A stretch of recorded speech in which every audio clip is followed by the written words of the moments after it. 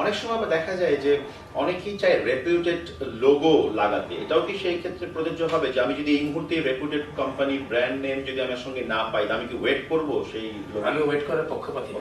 কারণ আমার যেটা মনে হয় কি একটা আজকের দিনে গ্র্যাজুয়েটরা সাধারণত 10+2+4 16 ইয়ার্স এডুকেশন নিয়ে আসে, বাট স্টিল দেখা যায় যে আপনি শিক্ষা প্রতিষ্ঠানের সাথে জড়িত ছিলেন অনেকগুলি, যে আসলে আমাদের দেশের বর্তমান শিক্ষা পদ্ধতির অবস্থাটা যে জায়গায় গিয়ে দাঁড়িয়েছে, যে দেখা যায় না তাদের হ্যান্ডসন কোনো লার্নিং হয়েছে না তাদের বুকিশ লার্নিং হয়েছে, মাঝামাঝি একটা পর্যায়ে।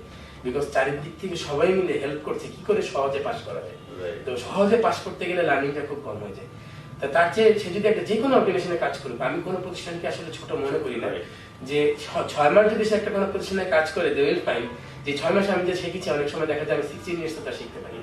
সো অ্যাটলিস্ট সে যেখানেই কাজ করুক, সে তো কর্পোরেট কালচার কিভাবে কাজ করতে হয়, অ্যাটলিস্ট তার অ্যাটিটিউড টু ওয়ার্ক যে একটা হ্যাবিট, এইগুলি তার কিন্তু গড়ে উঠবে।